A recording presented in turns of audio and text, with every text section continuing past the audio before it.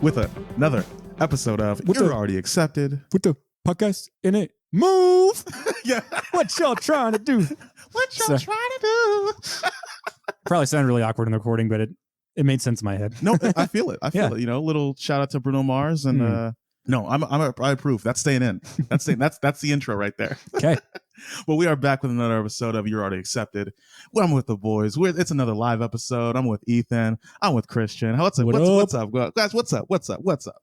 Happy Memorial Day, Jonathan. Oh yeah, I forgot it. Shout out. It's a short week coming up at work. Gas price is over $4. Yeah. You know, that's what's up. Nice. Nice. Toit. Very nice. Okay. Starting off with A+ stuff, best scenes.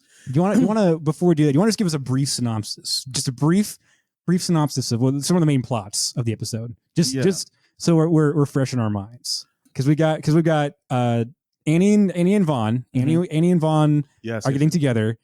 Jeff and Britta, both for different reasons, don't want that to happen. So they're trying to get Troy in on the mix.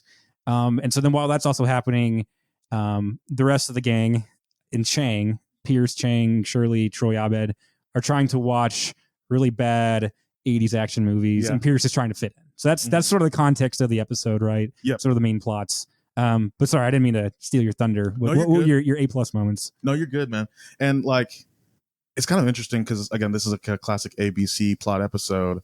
I don't really find myself really deeply connecting with any of them. Like, again, we'll get into it. I think this episode's fine overall, but not great. But yeah, like I said, we'll get into it. So, for A+ stuff, I started off with Britta's confidence is just like through the roof from the jump in this episode. I just noticed that we talk about it a lot. Season 1 Britta is just a really completely different character before she kind of dissolves into being the worst. And so she comes off just really confident from the start. She notices that there's a star on a Jeff's junk, like as she like the first like 10 seconds, and just like she's just walking with like an understanding of the world and stuff like that. Troy attempts to like politely decline Pierce to not join the group. Troy says, "Pierce, you don't want to watch a cyborg movie in Abed's room. You want to lay on your twin bed." How you used to be. Which, like, I just love the picture of like a twin bed. Like it's so oddly specific, and I love that, especially because you see that in the season 2 or 3, where there's even the scene where like Pierce like wakes up, he's got a painting of himself over his bed, and like obviously gets retconned because he has a queen size bed, but. It's think about who you used to be, what you used to be. I love that. And like when they said twin bed, it got me thinking of you remember like in what's that, like Charlie and the Chocolate Factory with like the grandparents like all tucked into that like going head to foot. Charlie's hanging up in the rafters. Yeah, he rolls over, he's gonna die. Yeah, I just love that picture of just in a twin bed, like, just thinking about the past. But Pierce's face, I just love. I know Ethan talked about this last week, but like Chevy Chase's face acting, I love what he does in this little moment. So when one of the writers goes, what if when they say it's a good day, you say for being gay? And like Pierce's face looks like he like just found gold. Yeah. It's just like, oh yes, like, yes, eureka! Like, and out of all the things, it's the gay joke. Yeah, that gets and which is his character, right? Yeah, exactly. I love that. Later in the episode, they're about to watch that different movie where Tom Selleck fights mechanical spiders. Come on, man. Yeah. And he's like, "Oh, my brother died on that production," and so like they go to King Puncher 2, and there's a brief like probably a second and a half where like Pierce is fake crying, like about his like dead fake dead brother, and he's like, and then just like completely drops into the change the channel. Yeah. It's such a smart like. I wouldn't think that Pierce would have became like in season 4 he wouldn't be able to do that. Oh, season 4 Pierce is like two balls. There's a joke here. Yeah, I'll think of it. But like this is prime Chevy Chase in Community. Man, you don't want to watch a cyborg movie in Abed's room. Yeah, dorm. You want to lay in your twin bed. Like full disclosure, I still have a twin bed because I haven't gotten my queen yet. But there's something funny about like unironically having a twin bed. Yeah, like you're alone. There's no one to share it with you. Like. While they're watching this movie, I can just picture Chevy Chase like laying on his back with his hands folded across his chest, just like, man, I miss whenever I could go punch a Republican in the face, and I had sex with her as a kid and all that. That was definitely one of my top moments. I also loved whenever Britta and Jeff were talking about, how Vaughn is this like gateway douchebag of like, if we're okay with this, Like she might as well date Starburns, you know? And then I think this is like one of the first times that they call him by name. Like he shows up as a cameo in like Spanish class, but then Jeff looks over, he's like, yes, look left and look to your right. We can see both of them. It's like a constellation on your face. Yeah. He's like, oh, hey man, what's up? And then Starburns is like, oh, hey, like over there, major douchebag. I love that. I love that interaction because I feel like that's a genuine interaction that people will have where it's like you see somebody across the room, you're like, oh, it's so good to see you, man. You pass, you're like, dick. You know what I mean? Like, it's like. I also like that line or that sequence because we kind of talked about this, I think, last episode where like we have the study group and then like everybody else is outside and they're kind of like on the outside looking in. It's like they very well could have just had that sequence just be Jeff and Britta talking, and then they cut to Starburns and like that guy's a douche. And we get to see what he thinks of Jeff. It's just funny to see the other characters that aren't part of the study group and what they think of the study group, and that's a great sequence where we see Starburns because he obviously tries to like interact with them later in the show. Right. But yeah, explain later. Kiss me. I'll explain. The explanation is not the issue. Yeah, Starburns. He reminds me of a guy that I used to work with at Dollar General, and you can smell him, and he smells like must. In cheap cologne, and then obviously like weed or drugs. And then there's the episode with paintball, and he wears like the Sean Connery outfit with like leather chaps and the leather thong. He's like, what? I gotta return on. No, it's the episode with Meow Meow Beans. Oh, it's that one. And just whenever he's like, hey Winger, guess just who went to the top of my to-do list. And it's like I actively want to punch him in the face. Like the whole idea of like creepers like being attracted to attractive people is just uncomfortable. Like obviously I think the whole point of this episode is that Annie has agency and like she can choose for herself, and I know that she would never want to date Starburns, but like that whole idea, it's just really unsettling. I don't know. For sure. Like, the idea that like, oh, suddenly Annie's available to him because like again, like the whole gateway douchebag idea is like it's really creepy and man, because whenever I was in high school I had a friend who, I had a crush on her for like a whole 4 years of high school. I remember my senior year, she started dating like the town druggie. And I was like, first of all, ouch. Yeah. Choosing him over me. But also like, there's this, I guess the idea of like, I think we talked about this last week too, with the idea of like traditional masculinity and traditional femininity is that like, Annie is supposed to be this sort of like innocent, like pure, person. So she should only date like innocent, pure guys. And then, Vaughn is the grody hipster. Starburns is like the middle-aged drug dealer who still goes to community college. My friend dates the high school drug dealer. And it's like, I know I don't have a right to tell you who you can and can't date. And I know that like in all likelihood, this isn't even a big deal, but like, it feels like one. Cause like if Annie doesn't date Troy, or there's not really even anybody innocent in the show, but like most of like we like Abed, like, Abed's because like in the next episode or even in like the paintball episode, like they kiss and there's like, oh, there's chemistry here. Like I remember whenever you guys like introduced me to this show and I was trying to figure out the whole dynamic. I think it was the paintball episode, the first paintball episode, and I was like, okay, so do any of them end up together? And you're like, honestly, not really. And I was like, well, that kind of sucks. Like Niles and Daphne from Frasier, or Chandler and Monica, like they get together. But after watching this show, I'm like, yeah, it's a good thing that nobody ends up together. Like, it's better whenever the show moves on to not be about just who's going to end up with who. I think that they play into that quite a bit too with that.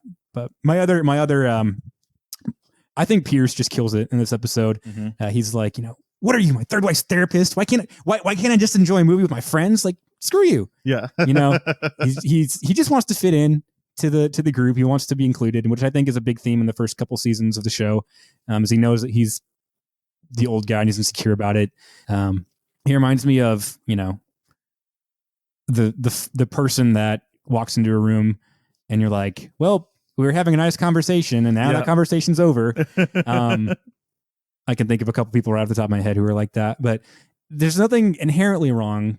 Just him asking to join the group, but it'd be a lot more fun if he wasn't there. Oh yeah. And so I don't blame him for, wanting to make jokes with the rest of the group. Like in a weird way, I sort of applaud him trying to get prepared because that's just what he wants to do is to make jokes with the rest of them. And honestly, like I would get prepared. Like if somebody asked me if I'd ever seen Kick Puncher, I'd like at least want to like do a Google search or like think of some like other shows, other movies where the actor had been in before. And then Troy's like, you might just be trying to make jokes, but you're doing it with the speed and determination of the incomparable Robin Williams. And after hearing that, I was like, yeah, it does sound like a Robin Williams, like talking really fast and trying to get the joke out before you get cut off.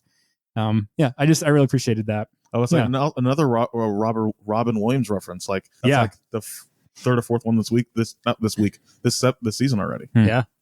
I think Pierce had some really, really awesome, hilarious lines. My favorite Pierce moment from this episode is probably when I think they're watching the first Kick Puncher movie, and it's the end credits, and the credits come up, and Pierce is like, "Oh, directed by Kim Yang, Asian, can't direct, can't drive." And then it just cuts to Chang. He's like, "Dude, I'm right here." Like, Chang also goes it in this episode. Chang in this whole like forced episode stint, like he's on fire. This is probably like peak Chang maybe for the show. I don't know, because like, and then you mentioned like Pierce's facial expressions and Chevy Chase's facial acting. I think that same moment whenever Pierce is talking about his brother dying on the set of the show with the movie with Tom Selleck and the spiders, and Chang's facial expressions where he just kind of like doesn't believe Pierce, but then he's like also kind of like shocked and like feels sorry for him. It's like, sorry about your brother. Like, sorry about your brother, man.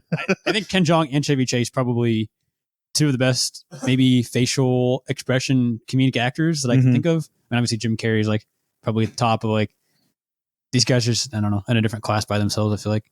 I feel that, yeah. Good Annie line. Well, Annie and Pierce. Annie says, "We're not having sex. We haven't even kissed yet." And Pierce responds, "That doesn't mean you're not having sex." Made me laugh. Good point. And just really that whole sequence in the study room when they're arguing about Jeff and Britta getting involved with Annie, and then it devolves into a conversation about how, seeing each other as sexual partners, and there's like they're all looking at each other, just kind of that quiet, and like there's that Britta and Annie kind of look at each other. Yeah, but it's not the only time in the series either that they have like a hint at like romantic interest between the two. Yeah, and just that whole sequence of like nothing is said. I mean, a lot is said in that whole scene, but that's sequence where it's just quiet and they're all looking at each other. Troy looks at Shirley and is like, "Oh, yeah." You kind of get really good ideas or insight into these characters without them saying anything, and I think that's just great acting by all of the seven in that scene. I do think that up until this point, Community has been a sitcom of like any proportions, but I think in this episode and then kind of in the next two or three that we all sort of sat down and watched for this sitting, like you actually start to see the Community, the Greendale Seven come into their own. Yeah. Like you start to see the Britta Troy, the Jeff and Annie, also just Troy and Abed, like they're just jealous. Yeah, they're just jealous. But I agree. It's a really powerful like not emotionless, verbalist, like nonverbal scene. Yeah. No, I think about that too, and I love, and like this is a great thing about Community, which I really appreciate compared to other sitcoms, because like in any other sitcom, like I was listening to a podcast and it's like in real, like they're talking about Seinfeld and they're like in real life all of them would just be trying to get with Elaine, like you know what I mean? Or like in How I Met Your Mother they would always just trying to get with each other, which kind of happens anyway, and stuff like that. Or in Friends, that like people, even I'm not a big Friends person or whatever, but like I know people who are like, "Oh, you wouldn't go take a photo on the Central Perk couch if you had the chance." Oh God, no, gosh, but but like I know people who are like, "Oh, why don't Phoebe and Joey get together? They're both weird or whatever." Like, but I love like something about this show I really like about the Greendale Seven is that, like, let's face it, like there's not a scenario where Annie and Pierce would be together, or Annie or any of the women will be together, or I mean, it's not very nice to say, but like who would actually like pursue Shirley in a relationship? That's the joke, is like, does anybody get specific about me? Yeah. And it's and so like I just loved like the reality of that, like because I've been in a lot of different friend groups where it's like, yeah, that girl or that guy, like you're never like that's what I hate about, or I hated about like high school friend groups, especially the ones where it's like we're a high school family, like I'm the mom and these are my kids. Yeah. And a lot of times it was like it's a senior girl and like a bunch of freshman boys, and it's like they don't want to be your like friend. They want to date you, and there's going to be the whole awkward like, I've always wanted to tell you this, but I've always really liked you. And then there's like the whole period where it's like, oh, I didn't know how to prepare for this, even though I totally knew about it. I'm just going to suppress that, and so they're not friends anymore. Yep. And maybe that says more about me and like my high school experiences than friend groups. But you're right too. It's like I appreciate that this is a group of diverse people who don't end up all together, because that's not really what happened. I mean, again, like in the TV show Frasier, like, is Niles Crane really going to end up with Daphne Moon, or is, Chandler really going to date his best friend's sister and get married to her? Like, that happens, but it's oddly convenient that everybody in the friend group gets married to each other. Yeah, for sure. That doesn't always happen in real life. Sometimes there can just be a group of friends that don't end up together. Right. Yeah. Well, wasn't that kind of, I mean, I haven't seen all the How I Met Your Mother, shocker. That may be in my cards, but isn't it like in the last 2 episodes of the show, like that's whenever you actually meet the mother? Yeah. Of like the last like season, like that makes more sense. Like that's kind of how it happened. I mean, like, okay, I think about in college, like we were all part of the same campus ministry, and like Ethan, you met your wife there. Jonathan, you dated somebody from yeah, and like I think that I kind of walked in here with a sitcom mindset. It's like, somebody around here is my future wife. I'm going to start dating her. And that, kids, it's How I Met Your Mother. It's How I Met Your Mother, right? And that didn't happen. So, on a real note for just a second, like I feel like there's that sort of misconception of like, you're going to meet the woman of your dreams at, a restaurant or at a convention or at your campus ministry. And like, at least for me, like that hasn't happened. I mean, maybe I'm wrong. I hope I'm wrong. Yeah. But there was a knock on the door. There's a knock on the door, right? But I think back in the context of Community, it's seasons 2 through 6 explore that a lot better than season 1 does, because again, there's the whole dynamic of like, oh, Britta and Jeff, or Jeff is just trying to get with Britta. That's the whole like conception of the study group. So on to leading the class. I had Britta for this one. I think the reason I picked Britta, because I feel like she had to kind of do the most work in the episode emotionally, because she started off, and I actually also appreciate Britta's like honesty, because she kind of comes off as like the unfeminist feminist, right? Which is like, oh, Andy, like you can date you with Vaughn, whatever. Like, I'm cool, all that. And I turn it into a snake. Yeah. But at the end, she's like, yeah, and have you not heard the rule of don't date your one of your really good friends' exes and stuff like that? And so like she kind of has to like, hey, like I am a girl and I like boys, and I like when they kiss me, and I don't like it whenever they stop kissing me and start kissing my friends. Exactly. And so like I appreciate like that honesty from her of like, hey, I am who I am, and like even though I like to portray myself as like this kind of evolved feminist person, it's like, no, like some of those rules still matter to me. Yeah. I feel like that a lot with people that I used to be close to anyway, or like, girls that I courted, whatever the proper term is. Like you don't have any grounds to be like, oh, you're not allowed to date this person, but you convince yourself that you do, like, even if it's a time where like things don't work out, you're talking to a person, you're dating them. Like, even if you're the one who like separates from them, or you're the person who's like, you're at least amicable with like the breakup, like there's still an expectation of like, you're not allowed to be jealous of somebody that is your ex, because like they're your ex for a reason. But like, I don't know. For me, it's something along the lines of like, I used to be special to this person and now I'm not. Yeah. And maybe it's for a good reason that we're not anymore. But it's convincing myself that like that's the last time it's going to happen, or it doesn't mean anything now because they're dating my friend, or you know what I mean? No, like 1,000%, like you're like supplanting yourself into that scenario, whenever really after you've dated that person, like there's not really like Vaughn. Like I don't think Vaughn is dating Annie because he wants to make Britta jealous. I think that he just is really interested in Annie. Like, so there's not really a need for Britta to be involved in it. But I'm also like, yeah, you go, girl. Vaughn's gross. He wants to be I love Deeks and NCIS Los Angeles, but I hate Vaughn, for a good reason. But no, I got. What about you? What about you guys for leading the class? I have Troy, just because he's involved in both plots, which is rare for the show. He's involved with the movie watching plot, and then he's also involved in the Troy or the Jeff and Britta plot with Annie, because they try to get him to go after Annie. And just the scene when he goes up to Annie and is like flirting with her, puts his arm around her, and then he like stands up, he's like, let's do this, and he just like stands there. Like he had me dying in that whole scene.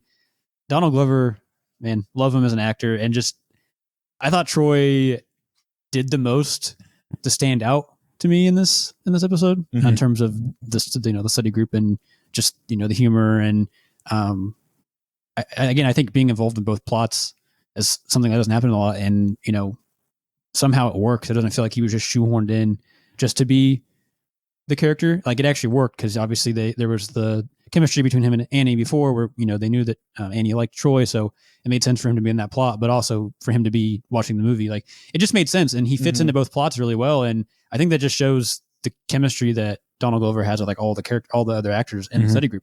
Like he has good chemistry with every single other character. Even Chevy Chase. Yeah. No, I was thinking about something like I feel like we got a really good like reveal of kind of who Troy was, even through that short interaction with Annie. Because it's like, Troy isn't a ladies' man. He might be like an athlete, and like, he probably got girls in high school because he was just a quarterback. But he's still immature, and he's still kind of uncomfortable and not sure what to do. Exactly. And like you saw like there where it's like, take me. Like just the way he did that, it's like that's so like one-sided. Do the sex thing to me. Yeah, right? exactly. Like, so it's like it's like he doesn't know how to initiate it. He doesn't know how to like work it. And like it's kind of one of those things where I'm like, because in my mind I was like, because they kind of said it, or Troy kind of said it there, where he was like, now not only did you ruin an ugly girl like Annie, but you took an attractive Annie. Yeah, exactly. It's the whole like somebody is more attractive to you whenever you realize that you can't date them. Yeah. Oh, 1,000%. And I hate that I'm guilty of that. Oh yeah. I want to say that I'm a better person than that, but it's happened quite a few times. Like even there's a time, I think I was like in 8th grade or a freshman in high school, and there's a girl who was like a year younger than me or 2 years younger than me. So like still an 8th grader or whatever.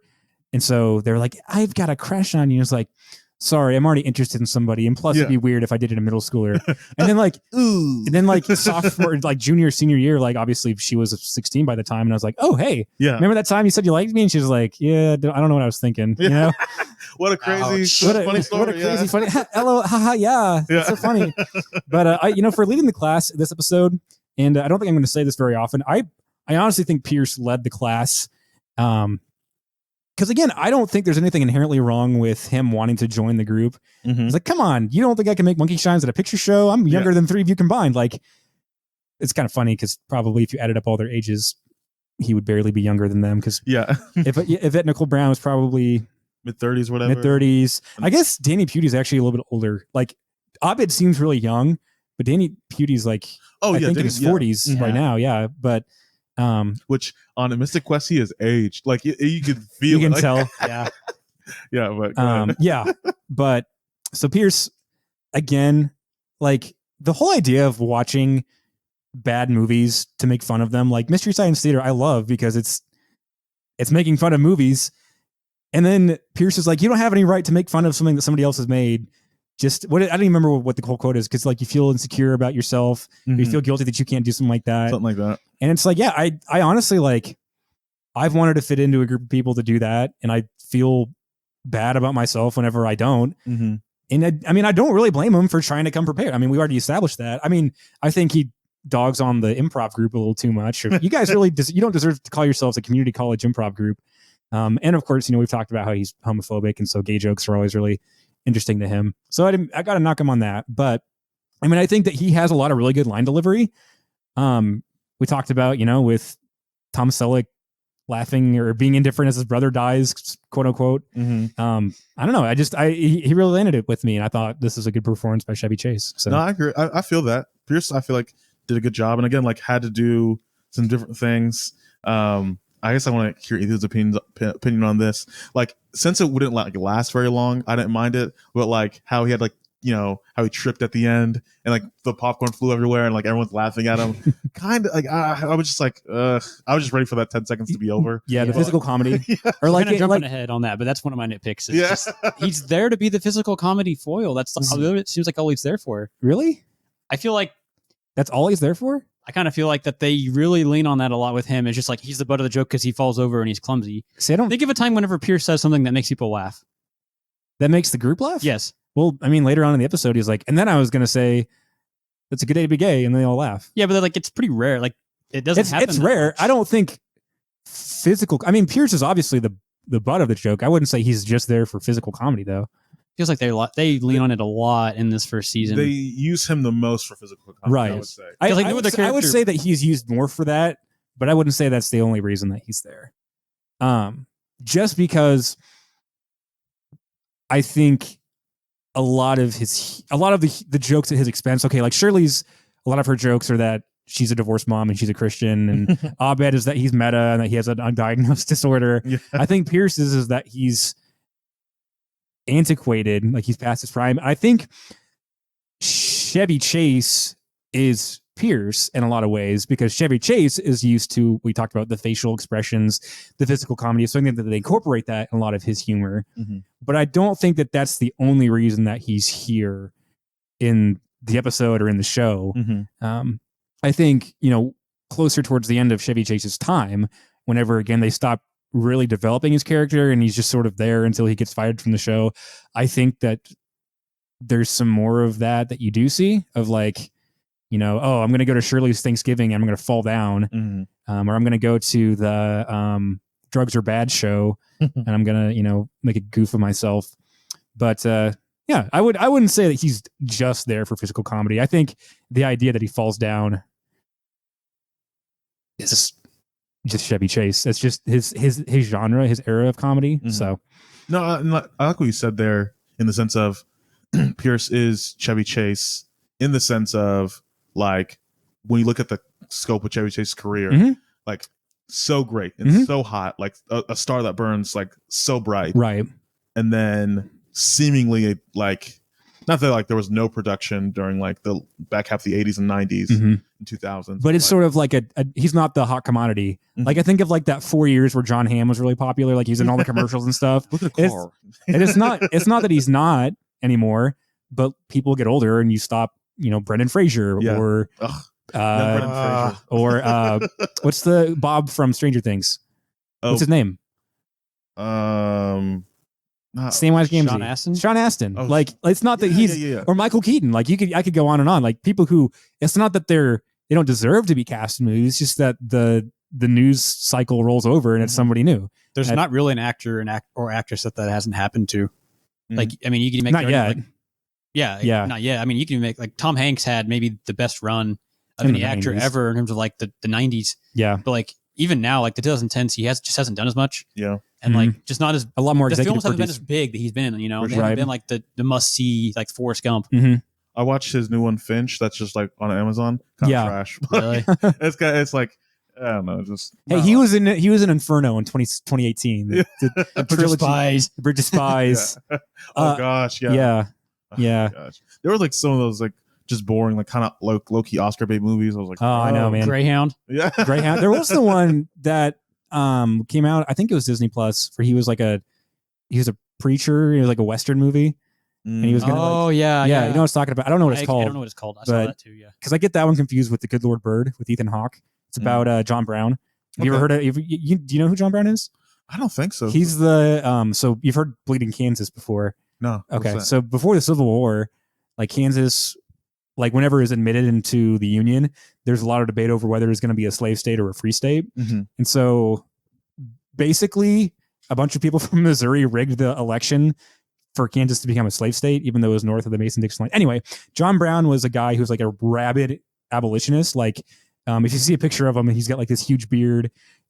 He had a raid on Harper's Ferry in Kansas, or no, I actually don't know where Harper's Ferry is. I think it's in Virginia. Anyway, and like killed a bunch of militiamen, took a bunch of hostages. Like he's basically a domestic terrorist, but for abolition. Yeah, for the good reasons. Yeah. So like Ethan Hawke was in this series, I think it's HBO Max, and it was about John Brown and how like he's a really good orator. That's how we got a lot of people on board with him. But he was like so ahead of his time that like if you're pro North whenever it comes to the Civil War narrative, you're like, oh, John Brown was a martyr. Mm-hmm. Like he was killed for the sake of abolition. But if you're not that, you're like, oh, John Brown was a terrorist and he killed a bunch of people, and like both of those things are true. But that's fascinating. But yeah, so you said it's on HBO Max? I think so. It's HBO Max or one of the many streaming platforms. Maybe it's Showtime. I don't know. I'll check that out. But something a little lighthearted compared to John Brown. For extra credit in this episode, I loved I know. I just love in TV shows and movies whenever they have their own universe of films, like Kick Puncher. I love, or Inspector Spacetime, Cookies and Abby. I love whenever they not only reference it, but they go through the effort of like making it a production. Like they had to go film the Kick Puncher scenes, and like make backstory for it. Okay, actually, quick question about Kick Puncher. Paul Blart Mall Cop. Kick Puncher. Quick Puncher. Yeah. Did you guys recognize the actor that played the Kick? Because I've seen him in something. I just could not. I guess that's an IMDb question, but like I could have sworn I saw him in something. So I looked it up earlier because I was curious. The actor's name is Derek Mears. And he's mainly been it looks like he's been a stuntman before, but he's also done some acting. His biggest role was he was Jason Voorhees in Friday the 13th, the 2009 one. Interesting. Yeah, I've heard of his name because of that. He played. I don't know if you've seen. I haven't seen it, but there's the CW show. It's a DC Swamp Thing. Oh, okay. He's Swamp Thing. He does a lot of like playing like physical. Like action. He played the Predator in the 2010 Predators movie. It's like he does a lot of like costume roles of like he's the villain or like he's a Wookiee, you know. Call me David. Yeah, exactly. Yep. But no, I love that. I'm trying to think of just the schlocky B grade. I mean, like obviously he's inspired by RoboCop, but I also think of movies like Samurai Cop. Have you ever heard of that? Or The Velocipaster is it's a new age movie, but it's like that. And there's something that's charming that somebody went through the effort to make that movie. Like let's just pretend that Kick Puncher is real. Like it's obviously very low budget, and only movie buffs like Abed really like it. And like, if I was on set for that movie, would I have been embarrassed to make it? Like, obviously, there are a lot of those movies where it's like people did have to put effort into this, and obviously they either just really wanted to get paid or they did something with the movie. Because otherwise it's going to be on the CW on Saturday afternoon, right? It's a B grade movie. Nobody's going to talk about it, But yeah, I really do like that. But the only other piece of extra credit that I had was Troy's reference, like the Annie I remember had braces and acne and a pill addiction, and all that culminated with her running through a plate glass door, screaming, "Everybody's a robot!" Which I think later on in the season or the series, you see that happen, but I don't think that she says that everybody's a robot. I think she just screams. See, I was thinking the same thing. I was like, I didn't take the time to go back and watch, or go forward and watch that episode. Right. I don't remember that actually happening in that moment, though. Yeah. Because Troy wins most likely to succeed as like the superlatives, and Annie gets really mad. She's like, "No, you guys suck. I'm way harder working than Troy." And then she like runs out the window. But I don't think it's because of her pill addiction. I think it's because, well, I guess she does anyway. Yeah, she doesn't say everyone's a robot, but I thought it was kind of fun that they actually incorporated that, her running through the window in a later season. Ethan, what you got for extra credit? This is the first time we get a reference. I believe it's the first time that we get a reference to Britta living in New York. She mentioned it. Of course, next episode we get the Baggles. Yeah. I think it's Baggles. Yeah. Wait, how do you say it? What? Say it. No, say it. Baggles. You're the worst. The only other thing that I noticed, I caught this is the last scene where they go outside and Vaughn's out there and he's singing and it shows the group. Abed's holding a banana peel. I was wondering if that was a reference to something. I was like, did they cut a scene out or something? Like, is he supposed to be eating a banana and they just cut that scene? Because I didn't go back and look. I don't think he was eating a banana during the. That happens a lot with Abed in this first season of like, where does he get this stuff? Yeah. I just thought that was. Where does he get his speed? Like, did he see it on the ground and he picked it up so nobody would like slip on it? He's going to throw it at him because like, oh, get off the stage. Yeah. It felt like that there was supposed to be something there that like we were supposed to see like an Easter egg and he just didn't show up. But I do like it though when like there's like Abed holding a banana or like Shirley eating a bag of chips, just like, or like when they drink soda, like it's realistic. Like, just stuff like, just they're living. Like I also noticed, I guess I thought I noticed, but the guy who's playing the tambourine for Vaughn, I really, really wanted that to be Fat Neil. I thought it was. And I watched it again and it wasn't. And I was like, that'd be really cool if it was him. But that's funny. I think. Sorry, did you have anything to? No, I was just gonna say I do like because I think that's the same guy that plays the drums for like Vaughn. The band. Yeah. Getting rid of Britta. Yeah. Getting rid of the beat. But Like she's a GDP. It feels like a trope of like, I don't know. Oh, here's this guy, and he's like very big, but he's playing these small instruments. Well, it's that, and like I just think of like ska bands or like that. I don't know, that like early 2000s like stoner college guy. Where it's like, yeah, there's a guy obviously that like looks like Vaughn, who's like just like the best version of weed smoking, but also there's like his super fat friend who's just like, he's the munchies guy, and like but like they're super close. Like I love that. Like I can like kind of picture them in their friendship. So that's all I got. That's fair. That's fair. I think for the episode in general, I didn't like Vaughn and Annie and Jeff and Britta. I don't know. Again, like we were talking about, once the show kind of moves past the whole like who's going to date who, once that becomes just sort of a show, like an underground cable rather than a power line of the show, if that makes sense. Yeah. I think I appreciate it more. Again, I don't even know the name of the guy who plays Vaughn, but he's in NCIS. Christian Olsen. Yep, him. I like him in NCIS LA. He was in the Thing prequel. From named actors, love him. Yep. Yeah. J. Michael Vincent. Yeah. Wait, did J. Michael Vincent in Sector C? But I really do like the plot of Pierce wanting to fit in to the group. I think it's well executed in terms of like, okay, this should just be a bunch of friends sitting down and watching a movie. I kind of like to make comments during a movie. Like I'm awful to go to movie theaters with, because I always want to like lean over and make comments with the right person. Like I'm not going to force you to listen to me, but like that stuff is fun for me, is like to sort of like make little quips and jabs at movies and stuff.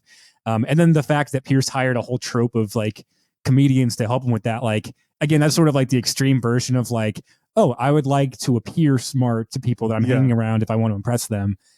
So if I had to rank it, I think I would give it a, come back to me. I'll give it a rating by the end of the episode, but I'm going to come back with a rating on it. All right. I feel like there's only one little nitpick thing I had. It felt a little disingenuous that like Jeff didn't think that Britta could be jealous of Annie and Vaughn when like they said that in the big group or whatever.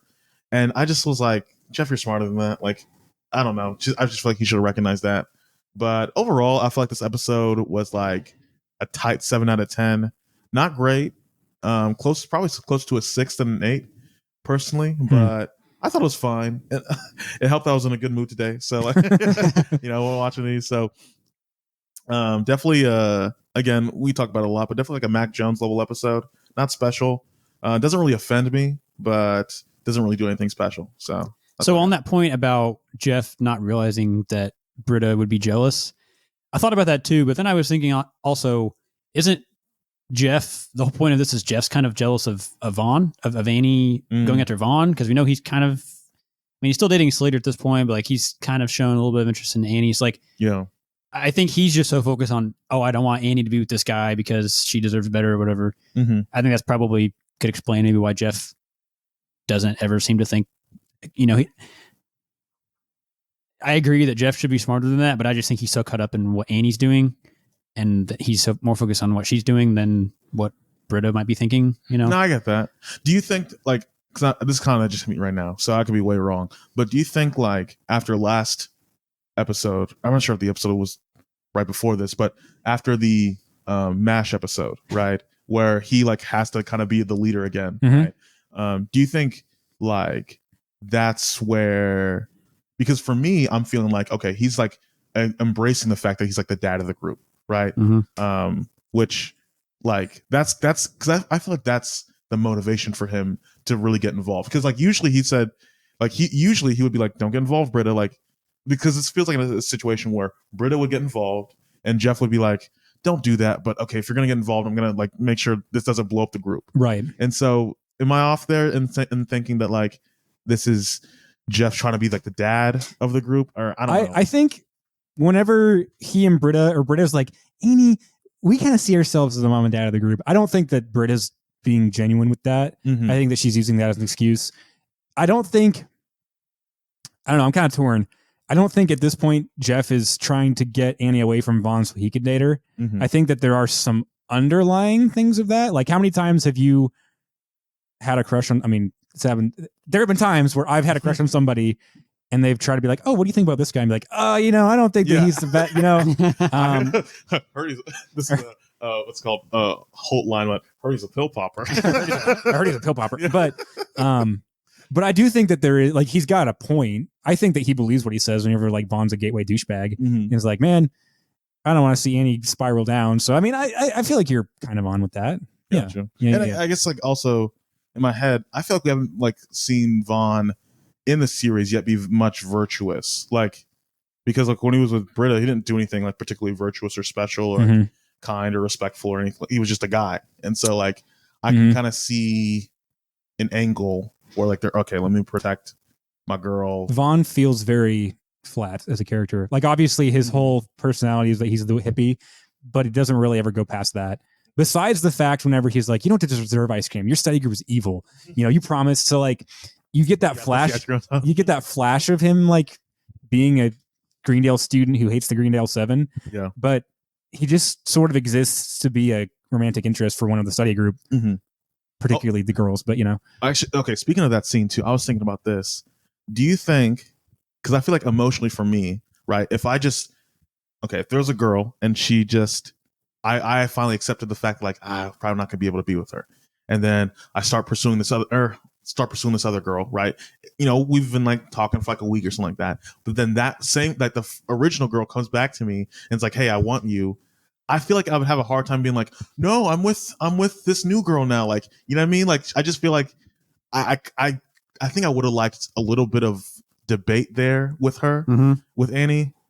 Because we just saw in the dance episode where she was getting jealous. Exactly. And so that's why I'm like, I just feel like there needs to be like a little bit of character debate there where it's like I do like Vaughn, but I can be with Troy like finally like see her struggle with it a little bit exactly more. Exactly just a little wrestle, you know what I mean? If we could come back, I'm gonna rate this episode, hear me out, I'm gonna rate it a Skeet Ulrich out of Matthew Broderick. Okay because Skeet Ulrich played in Scream. He was the villain in Scream. He's in Riverdale. He was the main character in Jericho. Oh, that dude. Okay. Yeah. So he's one of those guys because we're talking about actors who are sort of past their prime. Skeet Ulrich is one of those people that like I really want him to be in more things. I don't think he's going to. Come on, Jake. Come on, exactly, man. So like he's also in Finch, believe it or not. Oh. Okay. So there you go. He reminds me. He looks like Matthew Broderick, and I think he's got a lot of that energy. So again, like this episode, it could be better. Be better. But it's not the worst. It's not the worst episode, especially of the ones that we're going to be talking about today. So, All right, on to communication studies. For A+ stuff, I love this line by Chang. This is when he catches Troy and Pierce writing themselves notes, but Chang says, "This is obviously your handwriting, Mr. Trevor." And he look at this thing with his hands. I'm like, that's so messed up, but it's oh my goodness, like it's just so. Oh man, that's just so like obvious. Like it's almost. I feel like it crosses so many lines to do that. Like you can't make fun of like an old person. But he just Mr. Tremor just embarrasses him with it. The line from Abed, one Papa John's commercial, and he thinks he's Christian Bale. Like talking about that young, actor or whatever. Jeff and Abed. Jeff and Abed's back and forth during before the drunk montage where like he's like, "What do you really think of Britta?" And like he's like keying in on like the fake like hand camera. I love that like just back and forth between them and that whole conversation. And then Cheng's line where he's explaining the punishment to Pierce and Troy. They're like, I think Shirley was like, "You can't do that," and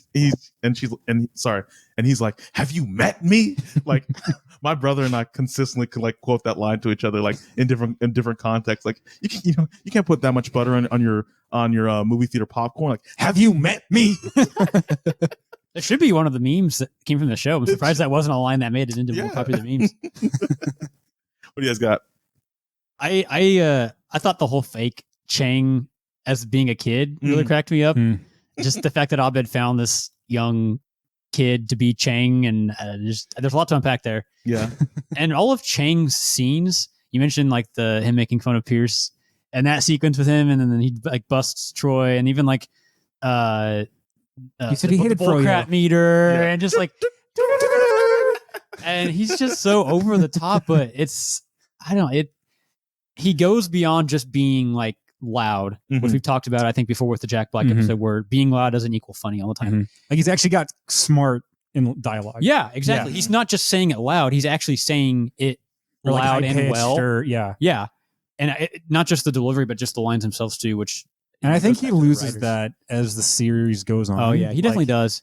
Like whenever he gets fired and he starts to move into Jeff's apartment, like that's where it diverges into like physical loudness. Like his actions do that, where he's like, I'm going to saw up this divorce paper with my saw, or I fixed this table. Like he's just crazy. And like, that's sort of like, oh, if you're crazy, that's funny. I get that. No, well, that's the funny thing about this rewatch is that I realized, all my favorite Chang lines are in the first season. Yeah. He goes downhill. Yeah. I think with Chang and with Troy, one of my favorite lines of the episode is like, after Troy and Pierce get blamed for the Princeton letter, Troy's like, the stationery was fake. So obviously it was somebody from Princeton who ran out of stationery and then had to write it on normal paper. Yeah. I love that that's his logic, is like he thinks it's a real letter, but it was just fake. I don't know. I just love, because that's a very Troy thing to do, you know, like, but also I don't, but also like, why would somebody from Princeton not write on Princeton paper? Yeah. Like, and then Jeff asks if Britta needs anything. She's like, yeah, I need you to get a shorter forehead, a non-Keebler nose, and to shut up. Something like that. Yeah. And I love, obviously we make fun of Jeff's forehead, like that's like receding hairline, but like his nose and like his smile, like he does have sort of like, not gnomish in like a bad way, but like those are kind of like the features, like his upturned nose, his smile is that way too. Like I can't think of the episode directly in mind. Oh, it's in the paintball episode where they shoot the Glee Club and he's like, write some original songs. Yeah. And then he smiles like that. He looks very young and like not immature, but like very youthful in that. And so I really appreciated that they like made a comment of Joel McHale's like sort of impish features with that. Yeah. I just kind of like that. And then at the end of the episode, it's just a small Pierce line. And he's like, way to make a fix of it, Tweedledum and even Tweedledum. Yeah. Like, I don't know if Chevy Chase like messed up that line. And it's not even really, it's not a gut buster, but I was like, but it was just kind of like that's kind of funny. Like he messed up. Yeah. It's one of those nose win, you know, kind of funny. It was worth noting. So yeah. I like the little thing about the end too is just like, one, the music at the party when Troy and Pierce were dancing on Chang was like, did you guys notice it was like and Pierce is just like dance like he's just like doesn't know where and I feel like Chevy Chase didn't, like he got on set and they're like, all right, Chevy, put on this pantsuit, we're gonna tell you how to dance. And like Donald Glover is twerking on Chang, you know. He's just like crying and like he's doing his best. It's just hilarious. Like he sells it. Let's see. Fleeing the class. I had Abed. Like again, small doses in this episode, but I just really enjoyed him the most. I would say there are a lot of Abed's episodes like this where like we talked about this before with the Batman episode where like he's not really in it that much, especially like as Batman, but like just what you get is just so sweet. Yeah, and so yeah, that's what I got for this one. I agree. I had Abed in it because I didn't like the main plot. I hated the main plot of Drunk, and I think what they meant for it to be is like, oh, this is a commentary on sitcoms trying to do this. Like they even talked about it with Jeff and Abed, but I didn't like it. But Abed, like, again, this reminds me of, you know, in I think it's season 3, whenever they have My Dinner with Abed, he's like, we hung out a lot freshman year and now we don't do that as much. And I feel like you're distancing yourself from me. Like, this is proof that like Abed and Jeff are like friends in this episode. Yeah. He's like, I don't normally drink, but Scorsese drank with De Niro, so I'm going to figure out, you know. And he has that line about like, watch this, watch what? Is this a fake apology soaked in fake pity? You know, and it's like he has some really good insight with that, and the fact that like he gets so drunk that he can't make movie references and he's just trying to do that. When I watched this episode live as a kid, like that like emotionally hurt me because I was like, is Abed gonna stop making references? Because I thought like it was like he's gonna be like broken as a character for the rest of the series. I was like, no. Okay, there's a reference that he made, and it's, I mean, I was going to spoil this for extra credit, but he's wearing a hat whenever he's filming the scene with the little kid, and it's for Private Paradise. This is the hat, and I was looking into it, and it's a rom-com from the 80s, and it's got Johnny Depp and Robert Morrow, I think is his name. Interesting.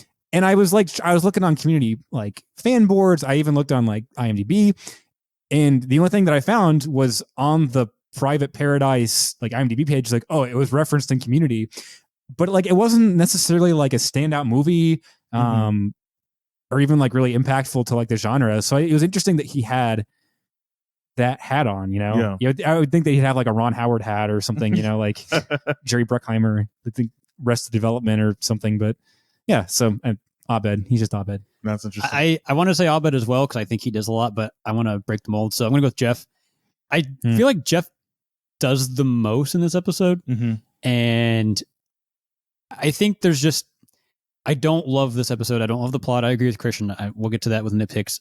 I don't like the main plot, but at the same time, I think what Joel McHale does in this episode, even though I don't like the plot and I don't like the storyline, I think he still stands out in terms of his acting. I think his timing. I think he just has some good lines. I think that final scene with him and Britta and Slater at the dance, like the whole episode is cringy and I don't like the payoff, but I think him in that scene, you really see Jeff just, I don't know. I think you really see him like how much he cares for people, especially Britta. Like we know that he's obviously been interested in her romantically, but I think we're starting to see him maybe move past that a little bit. He does genuinely care for her, and I think you see that show up in this episode because he goes through so much trouble. I mean, he gets drunk with Abed and gets like hammered and does all this just so she doesn't have her feelings hurt so bad. And like, that's not the Jeff that we would have seen like the first 10 episodes of the season. For gotcha. Sure, yeah. I guess I still had the first 10 episode Jeff in mind whenever I watched it. Cause I didn't really get that vibe from it where he like really cared about her. I got it of like, well, this is what I have to do to even things out. And then it just sort of worked out at the end. And I guess my perspective of it wasn't necessarily that he still cared about Britta and didn't want to see her hurt. I think it was that even though he liked Slater, he was still torn about his feelings with Britta.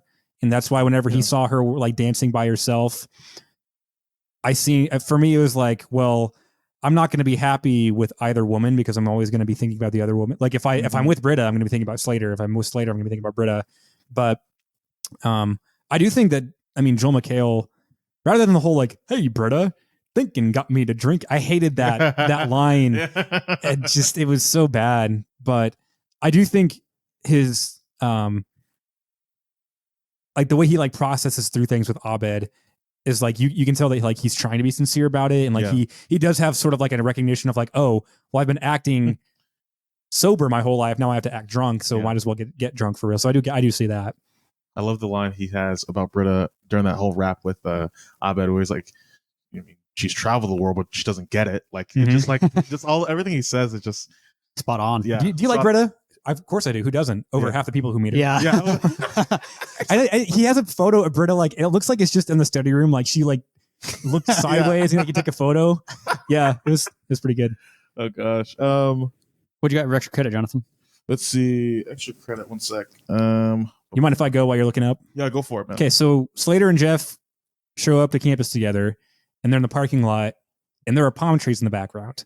And Greendale is supposed to be in Colorado. Oh, and yeah. as far as I know, I mean, obviously they filmed it in California. Like that's just where movies or the TV shows are shot. But like, I looked in the background, and I was like, that's the thing that happens. They love doing that shot where like they start high and then like fall like to the level of the campus. You're like, guys, you can't do that. You break it every time because like there's California mountains and palm trees in the back. It's like you don't have to start with that. Like it's like having MASH in Southern California. Like that's not what Korea looks like. But I also noticed in Abed's room, and they show this quite a few times, there's a poster on his wall for Kick Splasher. And I think it's supposed to be sort of like, SeaWorld, they have like the animal, like aquatic shows, but like Kick Puncher. And I really, really like that. Like, it's obviously not a real thing, but I love like the detail of like they created a fake like promo for this like live show or like Kick Puncher on Ice, something like that. But whenever you look, whenever Abed and Jeff are talking, you see Pavel in the background whenever he's filming. And I'm pretty sure that's the first time you see him in the, like, I think it's his first appearance.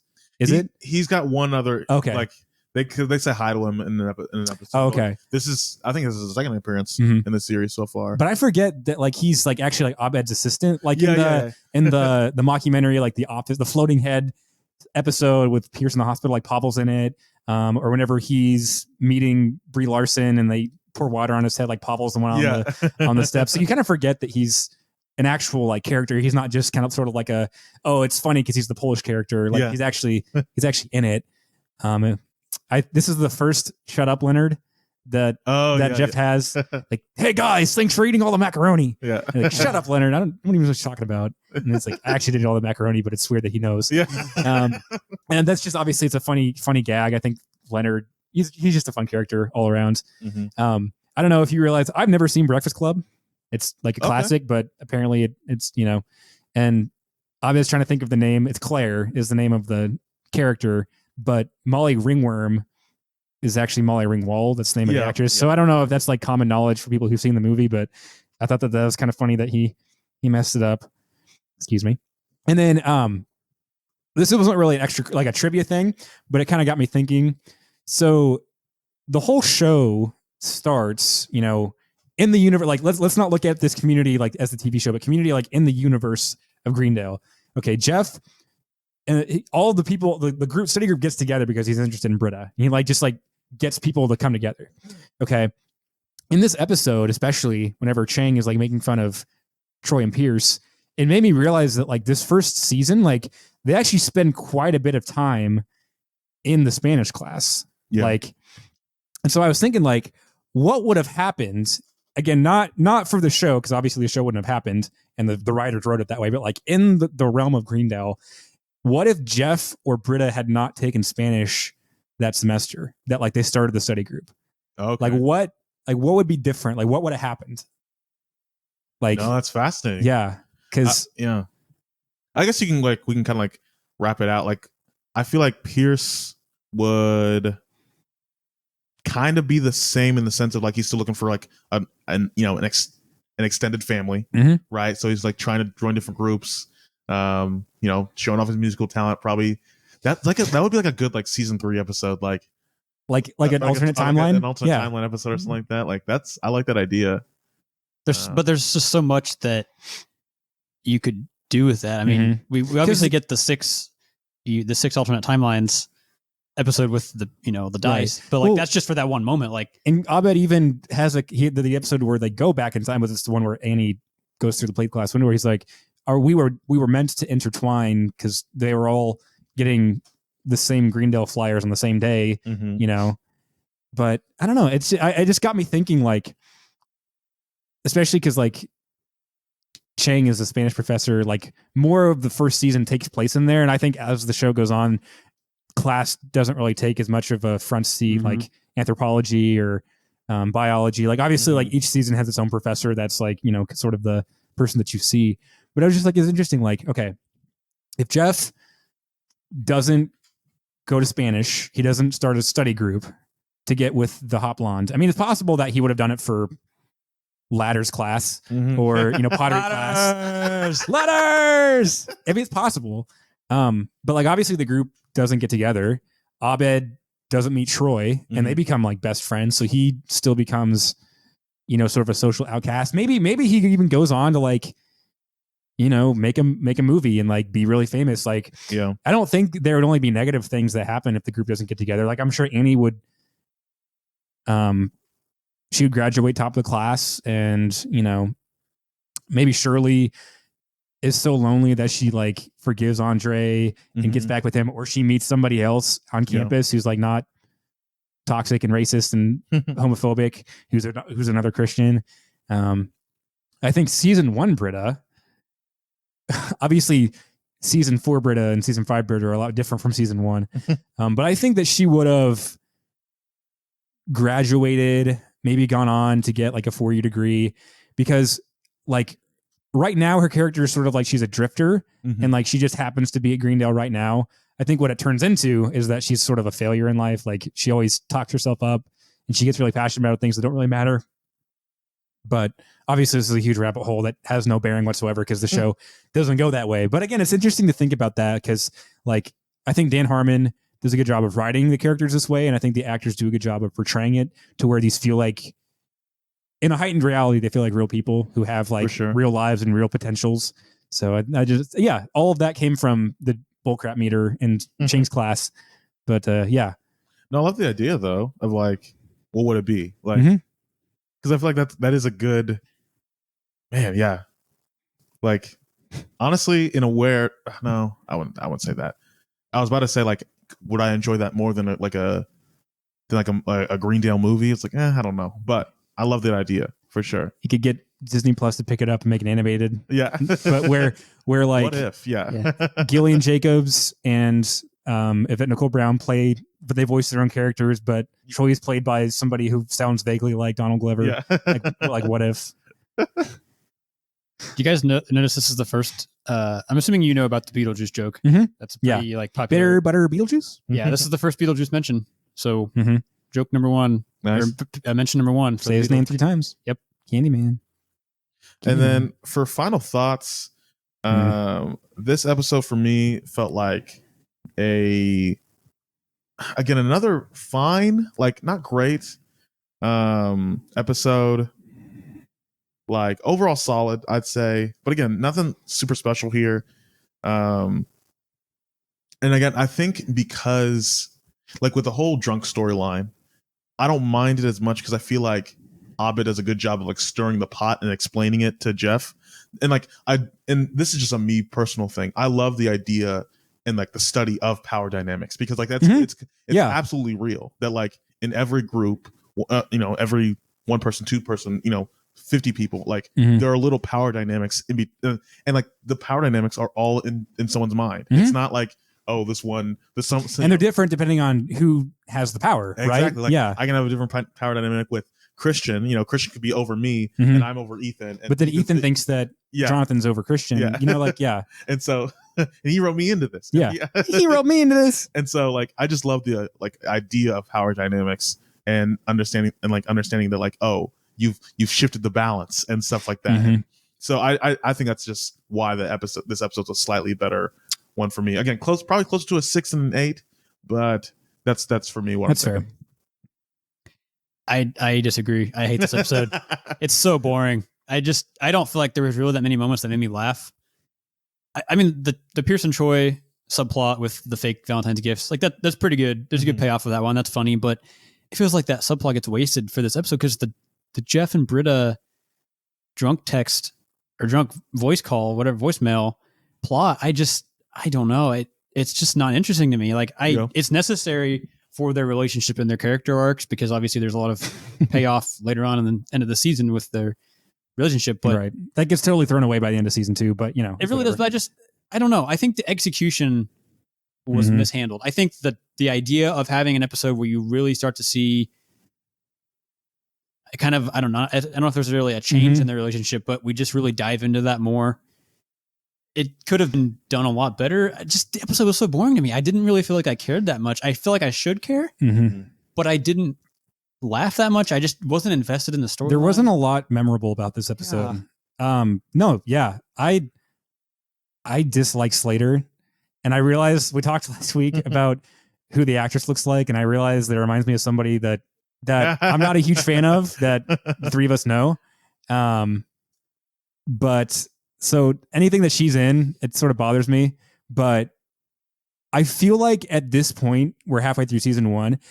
I feel like this is Community. This isn't like a sitcom. Yeah, this is I feel like sitcom by Dan Harmon. It's Community, right? But this episode feels like a sitcom in an episode of Community. Yeah, it feels like.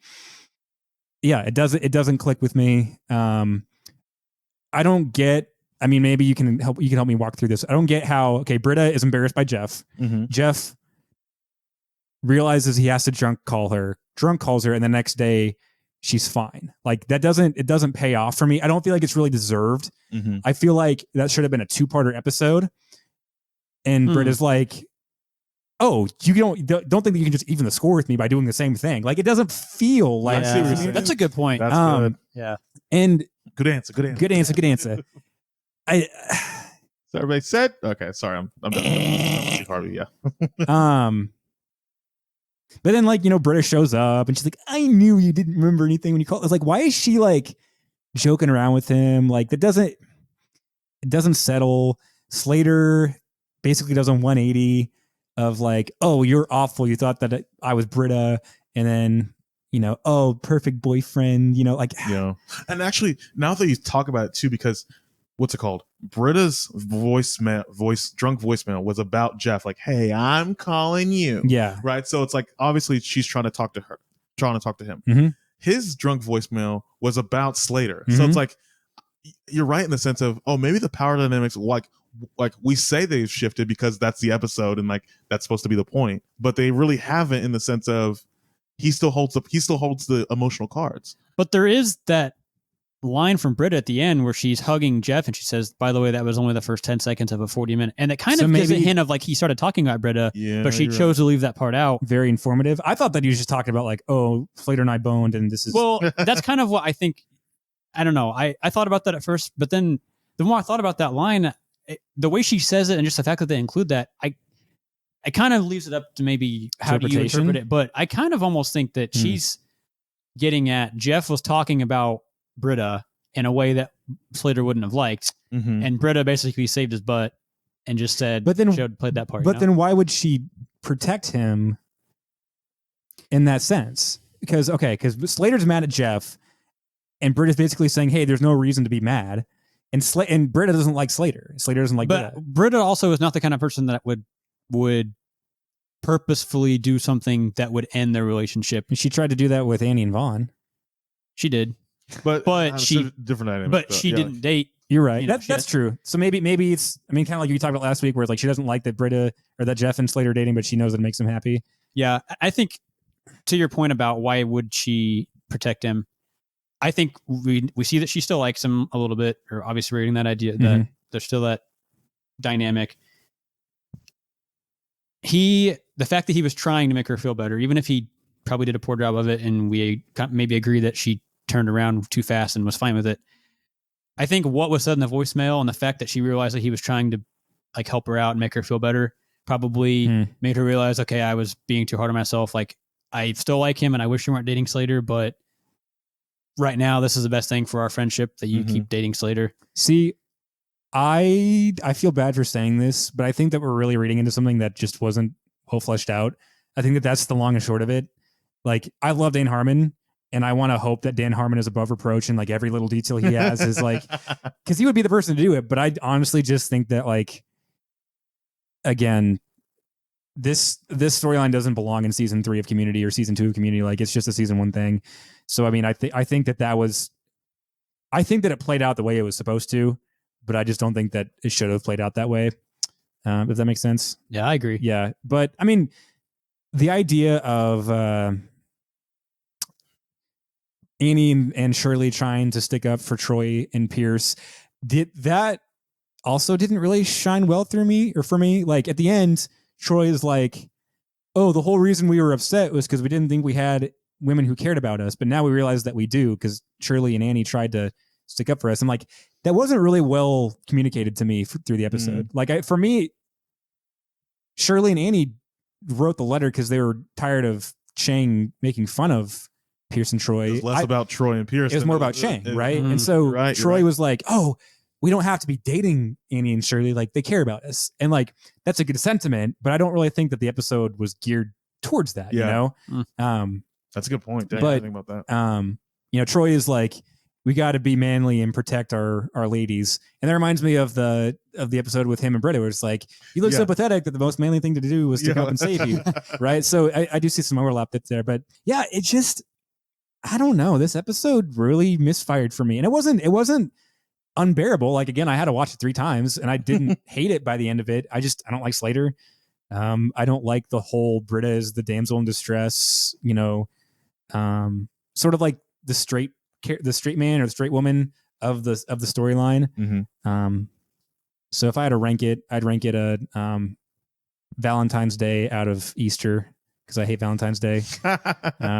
That's a good song title in there. I hate Valentine's Day out of Easter. Yeah.